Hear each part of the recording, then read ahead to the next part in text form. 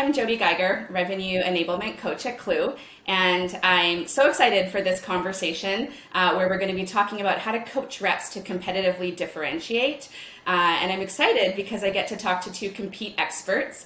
Erin and Neal, Leigh Quinlan, are both sales leaders here at Klue, and they have been both amazing sellers at Klue previously. And so I think that this conversation, we're going to be able to pull out some really interesting tactics as well as some theory around competitive. So just to kick us off, I'm curious, because Klue is made up of a lot of competitive folks. Where in your life were you most competitive before coming into your selling roles?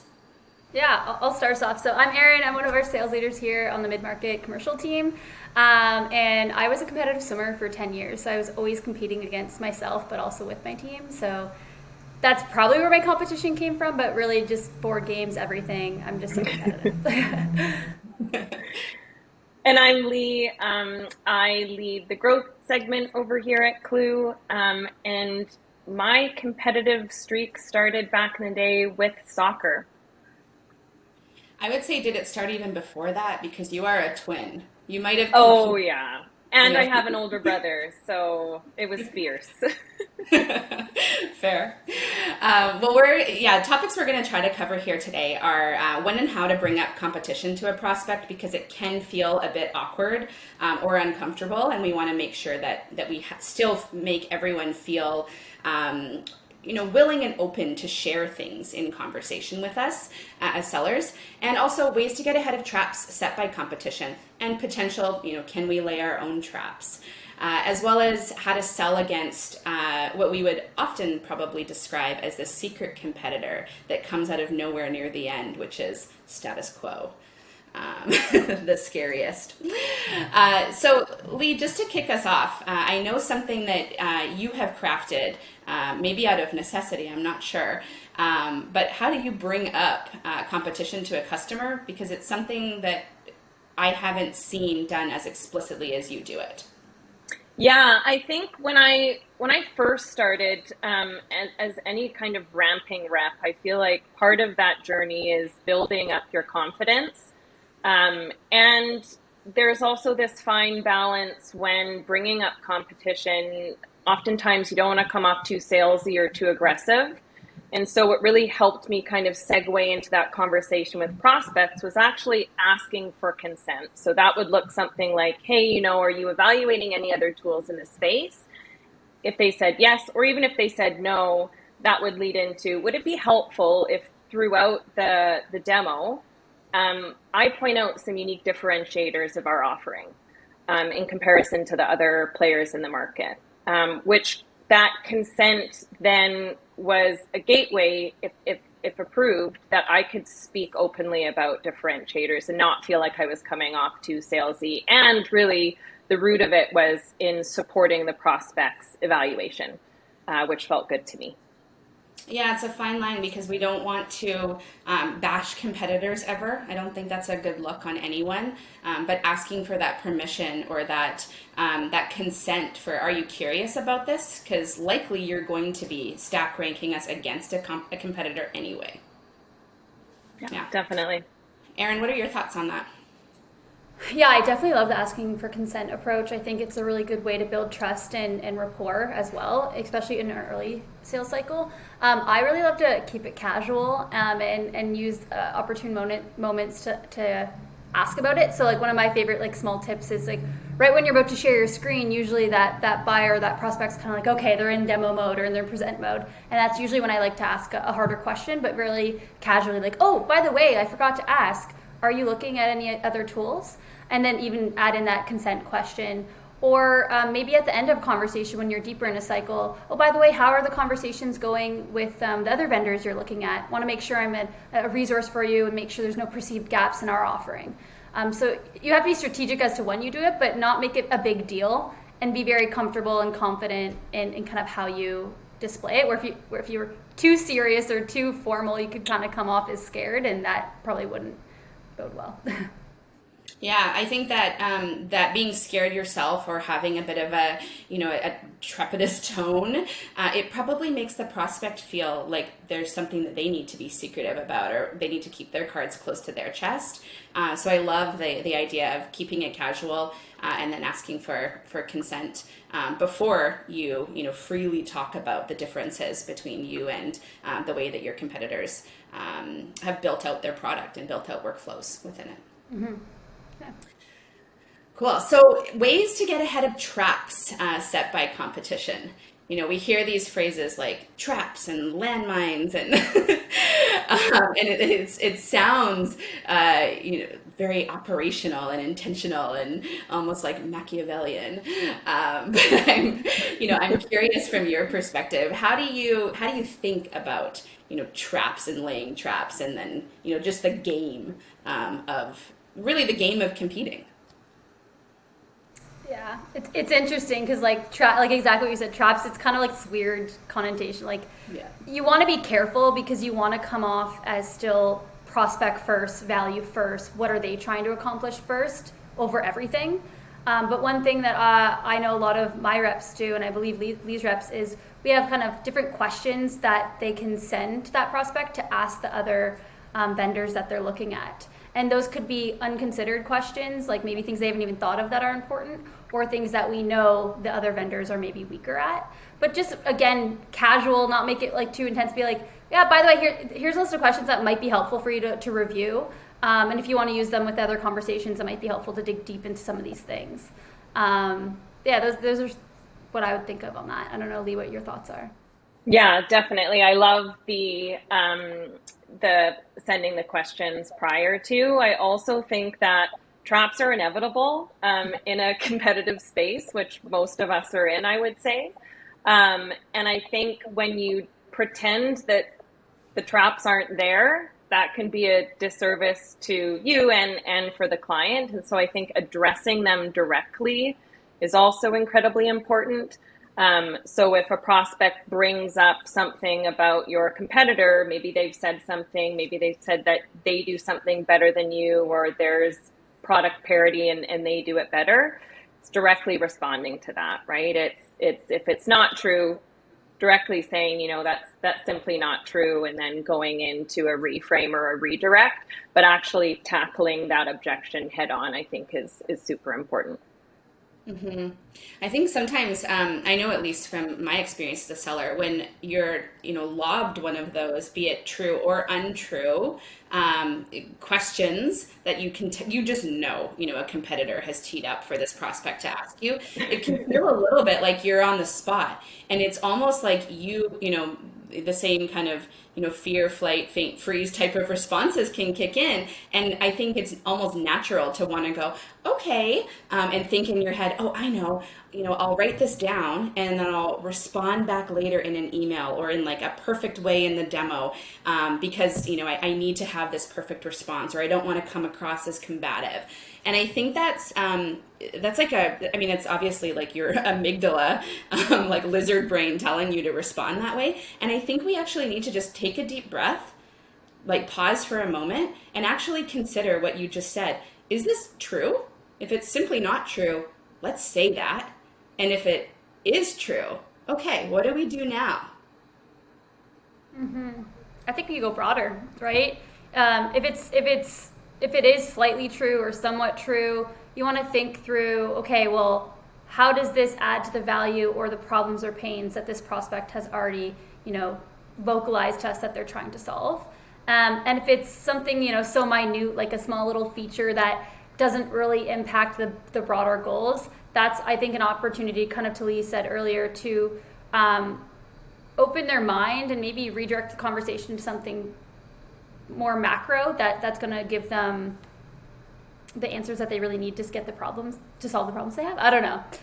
Yeah. Okay, so maybe lead. No, I think you're spot on, Erin. I think that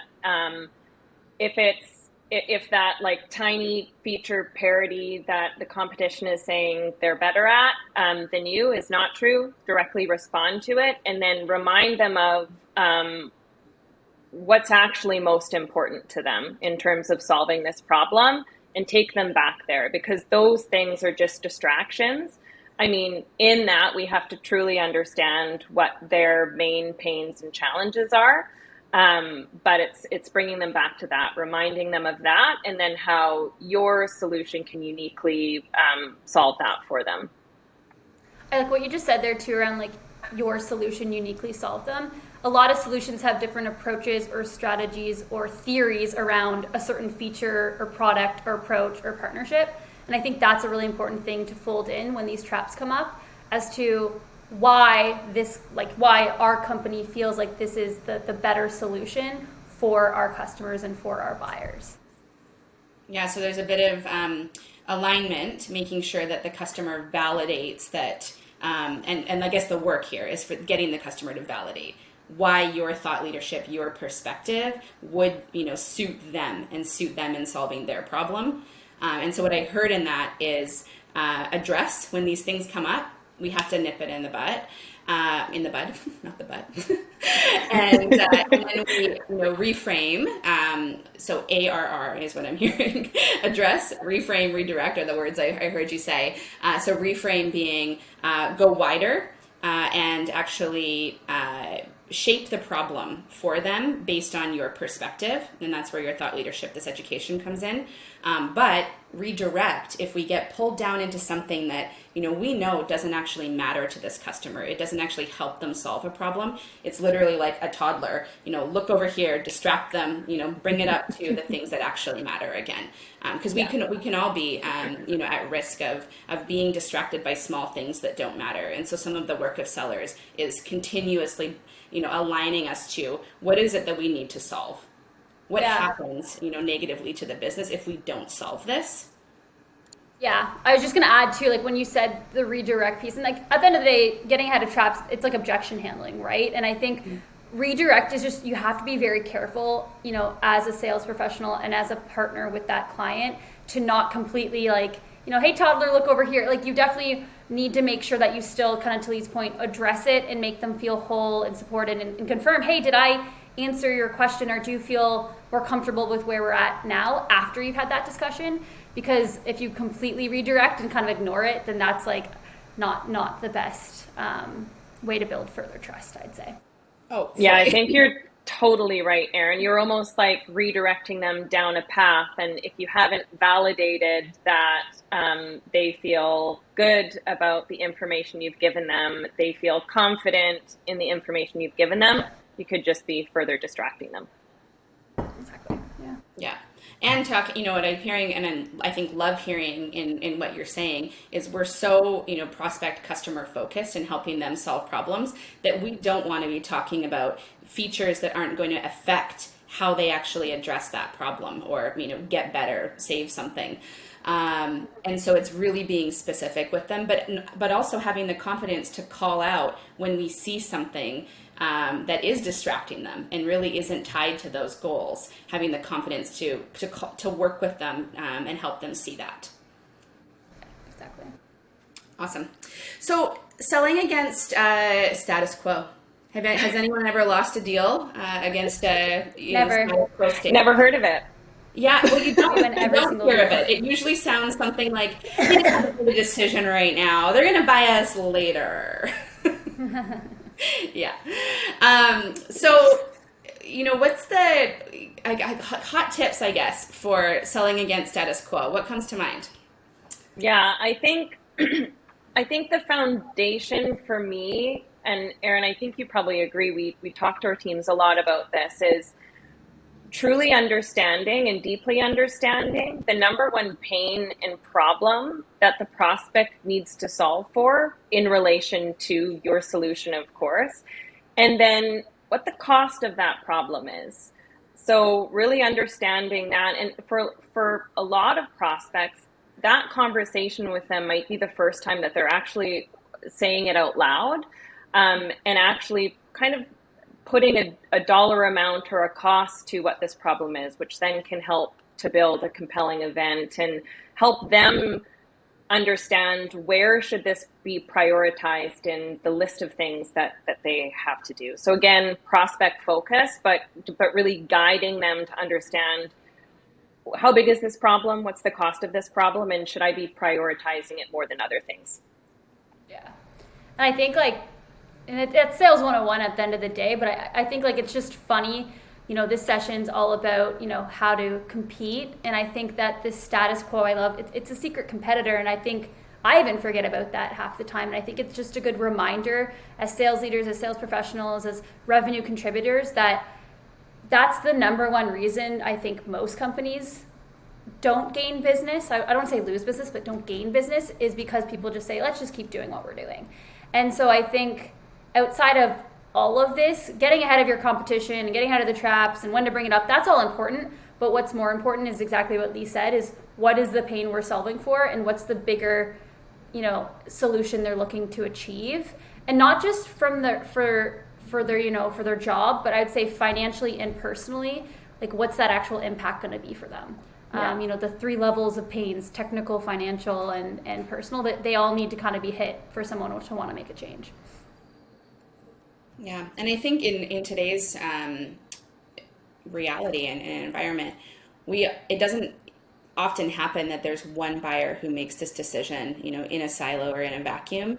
It's often, many folks that we're having to bring along that, might resist change. And we know like the resistance, avoidance, ideally even tolerance, we want to get to that embrace and drive change phase. But to get there, it's a lot of work. And so and Leigh, in something that you were saying around how do we get to that number one pain and problem? For me, often the miss for sellers is that they don't spend that time actually understanding what are the different options that this customer has of solving this. Could they solve it by hiring internally? Could they solve it by, buying a tool? Any tool. Could be us, could be something else. Could they solve it by, bringing in an advisory firm? Do they not have to solve it? So it's that confidence to be able to, walk down different paths with that customer and truly understand what options do they have. And only once we understand that and they validate that actually we do have to solve this problem, it's now urgent, it affects many people in the organization, it will stop us from achieving some type of goal. So again, confidence, and we have to resist that the second we hear something that applies to our product, that we don't pitch. I know we've coined it here, like that, that itch to pitch. When we hear something, we go, oh, we do that. So how do you coach your teams to actually hold back on that? What are some of the tactics there? Yeah, for me, it's guiding the prospect to identify what that number one pain is. So stack ranking, getting your prospect to stack rank. They're going to throw a ton of pains at you. We really want to figure out what the number one challenge or pain is, and then pulling the thread on that number one pain or challenge to that impact.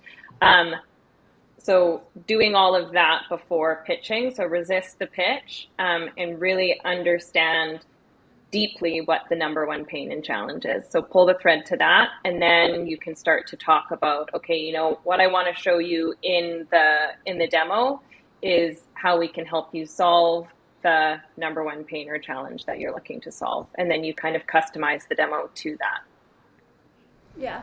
And I think building off of that too, getting out of just that, if you're speaking to one person or prospect, trying to go broader and getting out of that one person or prospect's pain, making sure that pain that they're speaking to is bigger than them.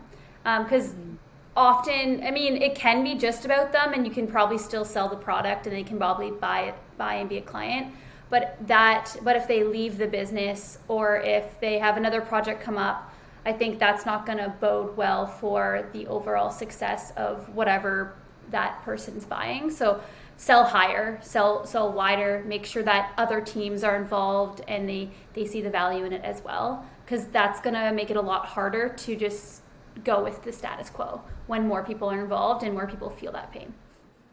Yeah, great point, Erin. I think that impact piece there's a couple of parts to that, right? It's the personal impact of the person that you typically speak with first, that you want to make it important for them so that they can then help you internally bring in other folks and then understand the impact to the organization, which that's when you start selling high.